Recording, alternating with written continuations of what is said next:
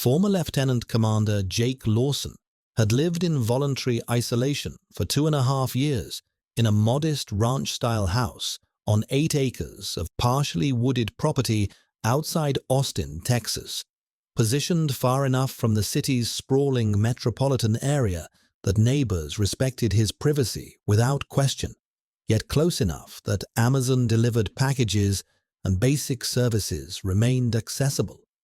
At 40 years old, Jake had left the Navy SEALs after a counter-terrorism mission in Yemen went catastrophically wrong when faulty intelligence put his team directly into a prepared ambush that killed 4 operators, including his best friend and swim partner of 12 years.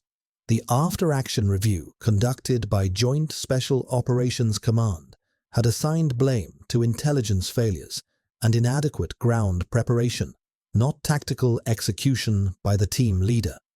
But Jake was the mission commander who'd made the final call to proceed with the operation despite red flags he couldn't articulate clearly enough to abort the mission. Yemen counter-terrorism operations were notoriously dangerous, with Navy SEALs and Special Operations Forces conducting high-risk missions against Al-Qaeda in the Arabian Peninsula, ACAP, in environments where intelligence was often incomplete and enemy forces prepared sophisticated defenses. Jake's mission had encountered exactly those conditions: reinforced positions, landmines, and a larger enemy contingent than intelligence had predicted. Those 4 faces, his swim partner who'd saved his life twice during previous deployments, 2 younger operators on their first SEAL team assignment, and a combat medic who'd treated Jake's injuries during training, haunted every quiet moment of Jake's isolated existence. PTSD affected 11–20% of veterans who served in Iraq and Afghanistan operations, with symptoms including intrusive memories, hypervigilance, survivor's guilt, emotional numbness, and difficulty regulating emotions. Jake experienced crushing survivor's guilt, the specific PTSD manifestation where individuals fixate on perceived failures during traumatic events and believe they should have prevented deaths despite operating under impossible circumstances. The Navy had offered him a prestigious training command position at Naval Special Warfare Center, recognizing his 15 years of exemplary operational service. Jake requested retirement instead, unable to lead another team, knowing his instincts had failed when brotherhood and trust depended on his judgment. His only constant companion was Titan, a 9-year-old Belgian Malinois who'd been Jake's K-9 partner for 5 deployments spanning Iraq, Afghanistan, and Yemen. Titan had lost most hearing in his right ear from the same IED explosion during the Yemen ambush that killed the 4 operators, and carried visible shrapnel scars across his shoulder and hindquarters. When Jake isolated himself geographically and psychologically, Titan stayed, not from training obligation or duty, but from the shared understanding that comes from surviving catastrophic events together when teammates didn't. Belgian Malinois were considered the absolute elite among military working dogs, smaller, lighter, more agile, and more adaptable than German shepherds, possessing exceptional intelligence, incredible work drive, and athletic capabilities that made them overwhelmingly preferred for special operations requiring versatility and precision. They maintained careful daily routines, dawn perimeter walks checking the property boundaries, maintenance work that kept Jake's hands occupied and mind distracted from intrusive memories, evening hours spent in silence that was simultaneously comforting and slowly psychologically suffocating. Jake survived financially on VA disability payments rated at 70%, remote cybersecurity consulting work he could complete without human interaction using his extensive technical skills, and a workshop where he built custom furniture with obsessive precision that provided therapeutic value. His property was bordered by a 4-foot split-rail fence, more decorative than functional, marking boundaries without creating physical barriers.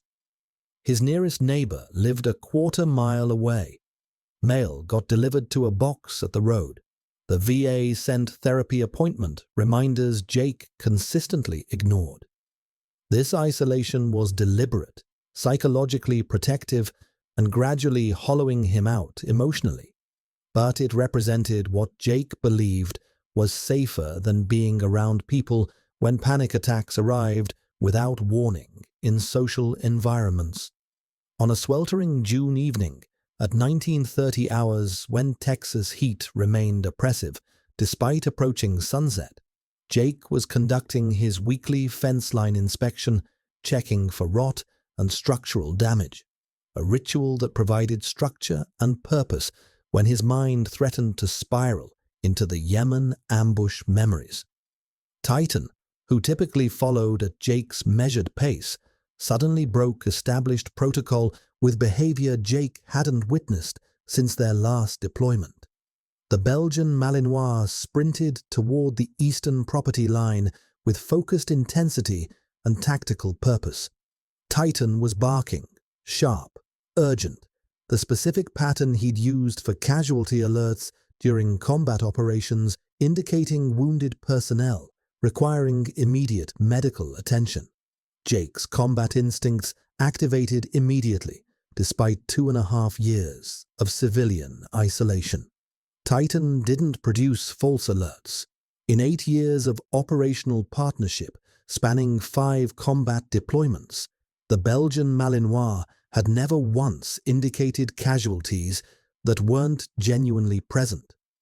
Jake ran toward the eastern fence line, where his property bordered a greenbelt corridor, providing wildlife habitat and pedestrian trails. 40 feet from the fence, Jake's vision caught something that made his heart stop completely. A boy, approximately 11 years old, collapsed on the ground with his upper body pressed desperately against the split-rail fence, like he'd been trying to climb through before collapsing from exhaustion or injury. Jake vaulted the low 4-foot fence in a single movement and dropped beside the child for immediate assessment. The boy was conscious, but in severe physiological shock, eyes unfocused and glassy, skin pale and clammy, indicating poor circulation, breathing rapid and shallow, suggesting respiratory distress or panic response. Blood soaked through the boy's t-shirt from multiple wounds. Jake's combat medic assessment was instantaneous. Defensive wounds on both forearms, consistent with blocking strikes, deep laceration across the scalp causing significant bleeding, massive bruising on torso and face in various stages of healing, possible internal injuries based on abdominal distension, ligature marks on both wrists suggesting prolonged restraint. This child hadn't fallen off a bicycle or gotten lost during an innocent hiking trip. Someone had hurt him systematically and repeatedly, and he'd run until his body gave out at Jake's property line seeking help. Jake's combat medic training overrode his isolation habits and PTSD symptoms. He applied direct pressure to the scalp wound using his shirt, checked carefully for spinal injury before moving the child further, monitored breathing patterns for signs of pneumothorax or internal bleeding. "Hey, buddy, stay with me," Jake said, his voice sounding rusty and unfamiliar after weeks of minimal verbal communication. "What's your name?" The boy's eyes focused briefly, absolute terror evident even through the shock. "Eli," he whispered through split lips. "Please, don't call the police. He'll kill me. He said he'd kill me this time if I told anyone."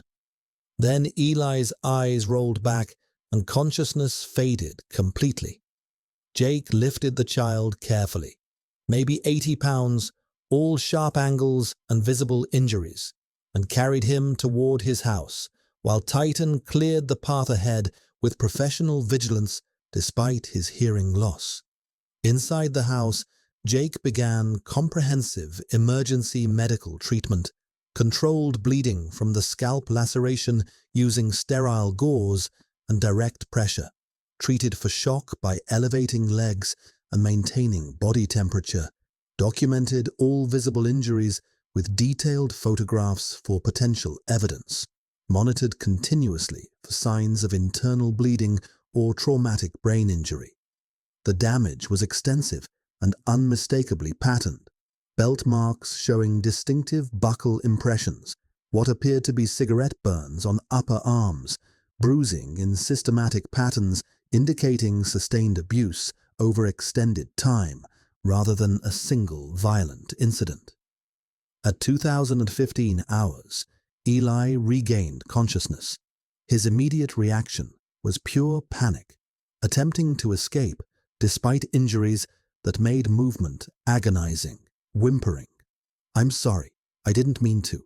Please don't hurt me." Again, in the anguished voice of a child who'd learned through brutal experience that apologies sometimes delayed punishment. Titan moved to Eli's side and executed behavior Jake hadn't witnessed in years. The Belgian Malinois lay down beside the injured child, placed his scarred head gently on Eli's chest, and made the low rumbling sound he'd used with wounded operators, a comfort vocalization that communicated safety without requiring words. Eli's panic subsided enough for tears to come. "Are you going to take me back to him?" he asked, voice breaking with terror. Jake, whose hands remained covered in the boy's blood from treating wounds, gave the only answer that mattered. "No, you're safe here. No one's taking you anywhere. Who hurt you?" Eli's response changed everything about Jake's carefully constructed isolation. "My Uncle Trevor. He's supposed to be taking care of me while my parents are deployed overseas. They're both army officers in Poland. He said if I tell anyone what he does to me, he'll call their command and tell them I'm lying and making false accusations, and they'll get in trouble and lose their careers because of me. He said nobody believes kids over adults. He said that's just how the world works." Over the next 90 minutes, while Jake treated Eli's injuries using supplies from his extensive trauma medical kit maintained from SEAL service, the full scope of horror emerged in broken, traumatized fragments. Eli Morrison, age 11, had been living with his uncle Trevor Morrison for 4 months, while Eli's parents, both Army captains, were deployed to Poland as part of NATO operations supporting European security. Trevor had presented himself to military family services as the devoted uncle, providing stable housing and family support for his nephew during the extended deployment. The reality was horrifically different. Trevor was an abuser who'd specifically volunteered to take Eli, recognizing the deployment as an opportunity to have access to a child with no parental oversight for months. The abuse had begun within 2 weeks of Eli's arrival. Verbal degradation and humiliation, physical punishment for minor infractions, escalating systematically to severe beatings, deliberate starvation as control mechanism, forced labor as punishment, and explicit threats that kept Eli silent through terror. Eli had tried calling his parents 3 months ago during one of their scheduled weekly video calls. Trevor monitored the conversation closely, and when Eli attempted to hint something was wrong using coded language, Trevor grabbed the phone and assured Eli's parents with practiced concern that their son was just having normal adjustment issues to the deployment separation. Nothing to worry about. After the call ended, Trevor beat Eli unconscious and locked him in the basement for 3 days without food or water. Eli learned through brutal experience that his parents' military careers, their entire professional lives, could be destroyed if he caused problems or made accusations during their critical deployment. Last night, Eli accidentally broke a dinner dish while washing up after the meal. Trevor's response was disproportionate and terrifying.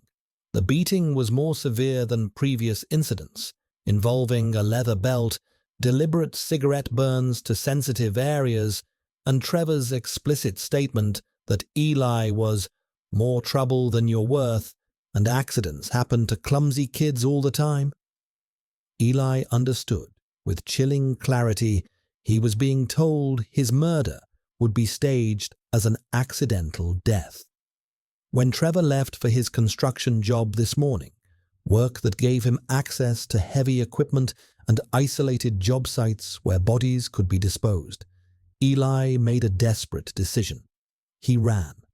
He had no phone, no money, no plan, except putting distance between himself and Trevor.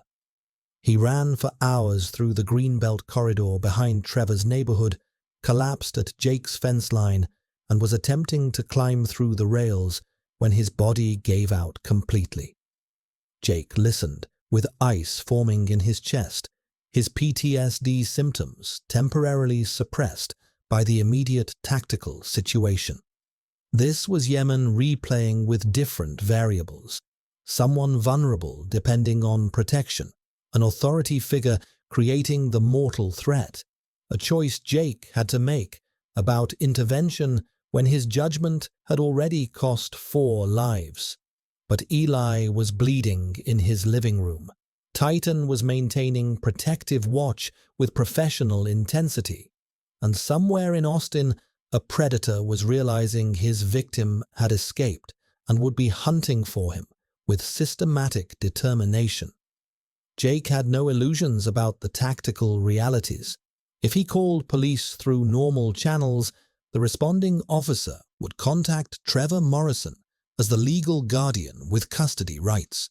Trevor would present official documentation showing he had legal custody, express believable concern about Eli's documented behavioral issues and false accusations for attention, and legally reclaim the boy before Jake could provide contradicting evidence. If Jake refused to release Eli to his legal guardian, he became a kidnapper under Texas law, a military veteran with documented PTSD illegally holding someone else's child against lawful orders. Trevor's legal authority and institutional credibility would overwhelm anything an 11-year-old child said. But Jake was a Navy SEAL who'd spent 20 years planning and executing operations against enemies with superior positioning, official cover, and institutional advantages. While Eli slept under mild sedation from over-the-counter pain medication, Titan maintaining vigilant watch with professional intensity, Jake made tactical decisions. He needed evidence that couldn't be dismissed, allies with authority exceeding Trevor's custody rights, and a strategy that neutralized Trevor's advantages before the predator realized his prey had found effective protection. Jake used his advanced cybersecurity skills to research Trevor Morrison comprehensively. 42 years old, construction foreman, no criminal record, presented as responsible family member when Eli's parents deployed. But Jake's investigative training recognized suspicious patterns in social media and public records. Trevor was single with no children, yet he'd specifically volunteered to take Eli despite living in a 1-bedroom apartment and having no childcare experience. Cross-referencing with construction job locations and employment records, Jake discovered Trevor had worked at 6 different companies in 8 years, pattern consistent with someone who couldn't maintain stable employment, possibly due to behavioral issues that didn't generate official complaints but created workplace tensions. The critical turning point came at 22:45 hours when Jake's security camera system detected a vehicle slowly cruising his street. Third pass in 20 minutes. Driver visibly scanning properties systematically. Jake's tactical assessment. Trevor had tracked Eli's general direction through the Greenbelt, knew the trail led to this neighborhood, and was conducting methodical search. When the vehicle stopped at Jake's mailbox and a man exited with a flashlight scanning toward the house, Jake knew the situation had escalated to immediate confrontation. Jake made a decision that could end his freedom or save Eli's life. He called 911, but didn't report child abuse. That would get routed to Child Protective Services, which took hours and involved Trevor as legal guardian. Instead, Jake reported attempted home invasion by an unidentified individual trespassing on his property. Then he did something Trevor wouldn't anticipate. He stepped onto his front porch with all exterior lights activated, Titan at his side in protective position, and spoke with the calm authority that comes from commanding special operations. "You're on private property. Leave now, or I'm calling law enforcement." Trevor Morrison approached with studied casualness, civilian clothes, friendly smile, reasonable tone, carefully calculated. "Sorry to bother you this late. I'm looking for my nephew. He ran away from home this morning. Kid's got some behavioral issues, likes to fabricate stories for attention. 11 years old, brown hair, wearing a blue shirt. Have you seen anyone matching that description?" His demeanor was perfectly calibrated. Concerned relative, seeking community help, subtly implying the child was troubled and unreliable. Jake's response was equally measured, but tactically devastating. "What's your name?" Trevor provided it willingly, confident his legal status gave him authority. Jake continued. "Mr. Morrison, I have security cameras documenting that you've circled this neighborhood 3 times in 20 minutes. That's not searching. That's surveillance. I'm a retired Navy SEAL with extensive security training. I recognize tactical behavior patterns. Why are you really here?" Trevor's professional mask slipped slightly. "Just looking for my nephew, like I said. If you've seen him, you need to return him to me immediately. I'm his legal guardian with full custody rights." Jake's reply was calibrated to trigger a revealing response. "If I had encountered an injured child, I'd have called 911 immediately for emergency medical treatment. Interesting that you didn't mention he might be injured. How did you know he'd need to be returned rather than medically rescued?" Trevor realized he was facing someone with operational training and made a critical tactical error. He asserted authority more aggressively. "Look, if you're hiding him, that's kidnapping under Texas law. Give him to me right now, or I'm calling the police and having you arrested for child abduction." Jake's response destroyed Trevor's entire strategy. "I already called police to report trespassing. You've been on my property for 6 minutes, refused to leave when asked, and admitted you're tracking a minor child using surveillance patterns. That's concerning behavior requiring investigation. Officers are en route. You're welcome to wait here and explain why you're hunting for a child in the dark." Trevor's face hardened visibly. He reached toward his waistband, not drawing a weapon, but the threat implication was unmistakable. Titan's body language shifted immediately. Low growl building in his chest, protective positioning between Trevor and the house door, every muscle coiled for defensive engagement.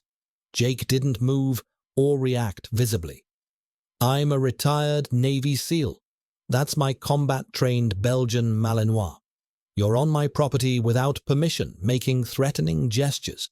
Choose your next action very carefully. Austin Police Department arrived within 8 minutes. Jake's neighborhood received rapid response due to proximity to major roads. When officers arrived, they found Jake on his porch, maintaining defensive position.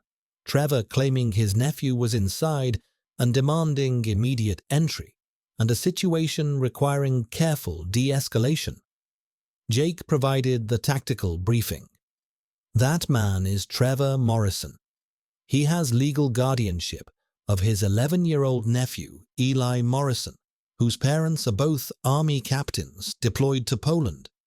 Eli is inside my home, receiving medical treatment for extensive injuries consistent with systematic child abuse over extended period.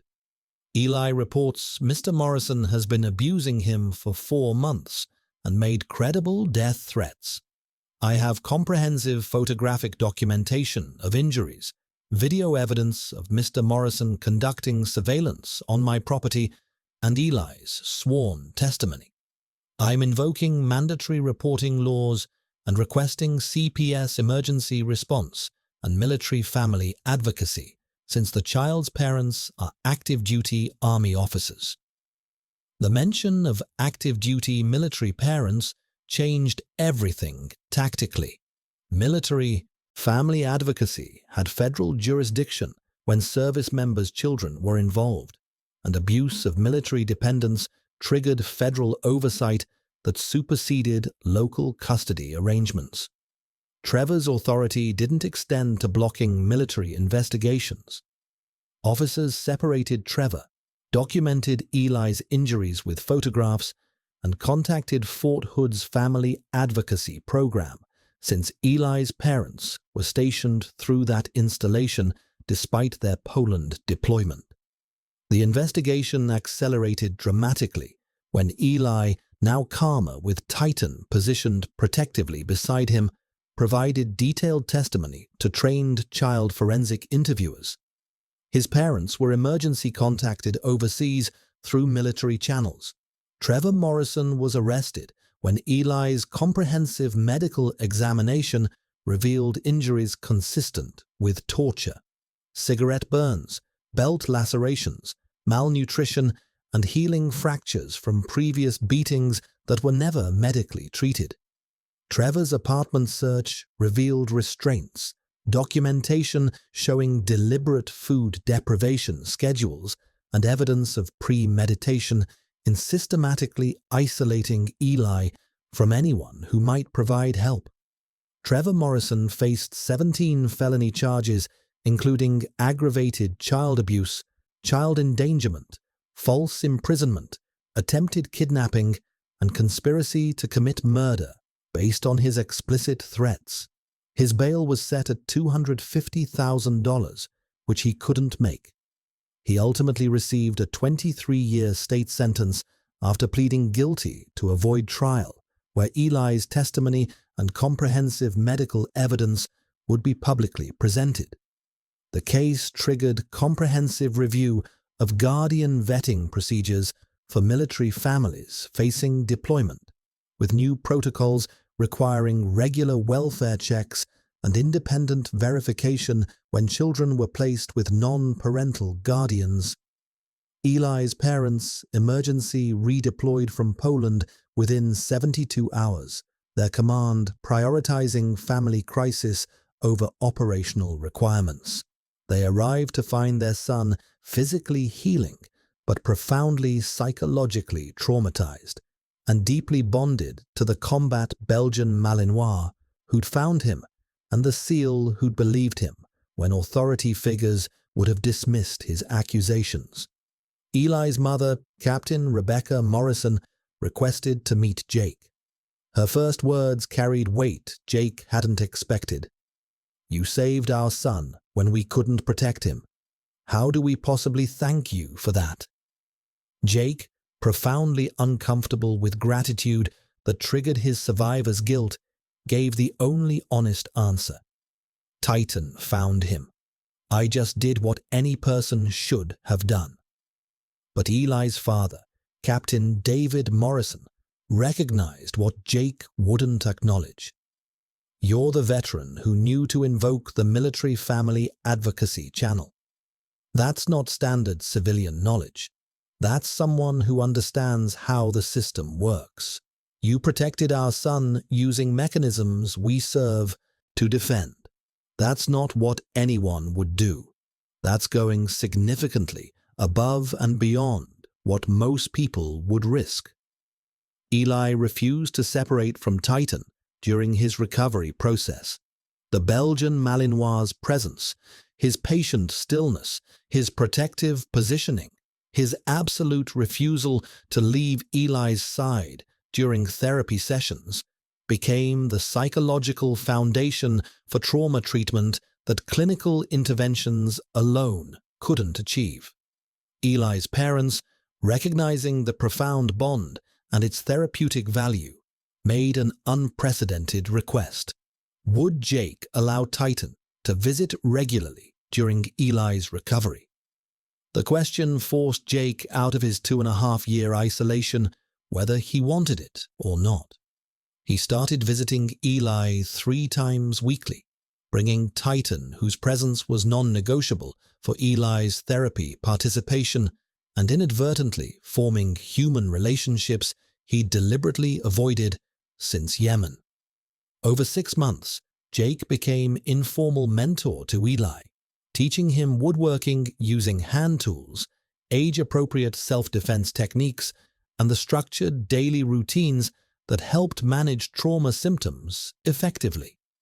Eli asked questions Jake could actually answer without triggering Yemen memories, not about operational failures or survivor's guilt, but about dogs, SEAL training procedures, how Titan knew when someone was scared, why Jake lived alone.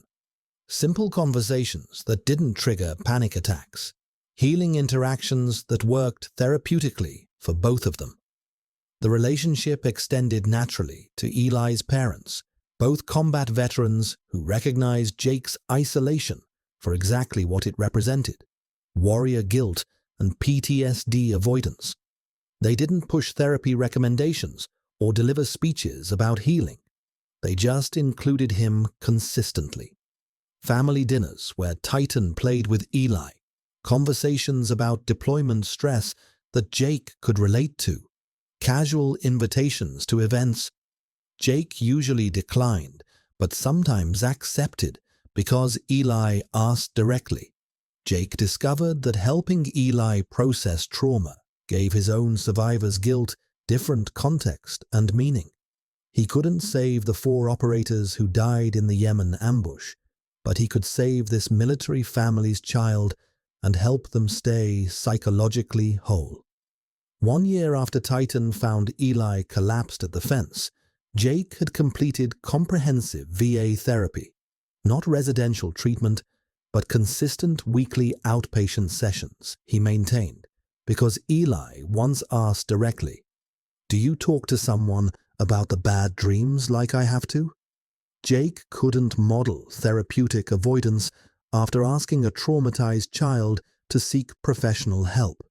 He also began working part-time with Austin's veteran outreach program, connecting isolated veterans with mental health resources and using his own story to demonstrate that healing doesn't mean forgetting traumatic events. It just means learning to function despite the persistent memories. Eli, now 12 years old, thrived in 7th grade despite carrying invisible trauma. He became an advocate for other military children facing deployment challenges, speaking at school events about the importance of checking on families when parents served overseas. His message was simple but powerful. Bad things can happen to anyone, even military families, but good people find you when you need them most. Titan found me at a fence when I couldn't climb over anymore. Jake believed me when it would have been easier to call my uncle and let someone else handle the situation. That's what real heroes do. They don't walk past people who desperately need help. 2 years after the rescue, Eli's parents received permanent change of station orders to Fort Sam Houston in San Antonio, approximately 2 hours from Austin. They asked Jake if Eli could visit on weekends. The answer was yes before they finished asking the question. Titan, now 11 years old and slowing noticeably with age-related arthritis and his old shrapnel injuries, split time between Jake's home and the Morrison family household, becoming the bridge that connected a lonely former SEAL to a family that refused to let him isolate himself again. On the 3rd anniversary of Titan finding Eli collapsed at the fence, Jake and the Morrison family installed a memorial bench at the exact property line where it happened. A simple wooden seat Jake built in his workshop with meticulous craftsmanship, with a bronze plaque reading, "Sometimes salvation arrives on 4 legs, finds you when you've fallen, and refuses to leave until help comes." In memory of the loyalty that bridges the gap between broken and whole. Eli, now 14 and stronger, but still carrying psychological scars, asked Jake the question that had been building for years. "Why did you help me when you didn't know me at all? You could have just called my uncle and stayed completely out of the situation." Jake looked at Titan, graying noticeably and arthritic, but still maintaining protective watch over Eli whenever they were together, and finally spoke the truth he'd been avoiding for years. 2.5 years before Titan found you, I made a tactical call during a mission in Yemen that got 4 of my teammates killed. I've been alone since then because I didn't trust my judgment anymore after failing them. Then my dog found a boy at my fence, and I had a critical choice: doubt myself again like I did in Yemen, or trust what I could see directly with my own eyes. You didn't save me, Eli, but believing you when no one else would have, trusting that I could still make the right call when it genuinely mattered, that started the process of saving myself from isolation. The lonely former Navy SEAL who'd spent 2.5 years believing he was too psychologically damaged to help anyone discovered that the most important missions don't arrive with official orders or operational briefings. They appear at property lines at 1930 hours, detected by combat Belgian Malinois who never stop searching for casualties even when wars are over. Jake Lawson couldn't save his 4 teammates in the Yemen ambush, but he could believe an injured military child when institutional authority would have dismissed him as troubled and unreliable. And that belief, backed by a dog's instinct and a warrior's refusal to fail again, saved a life, protected a military family, and proved that judgment doesn't permanently break just because it failed once under impossible circumstances.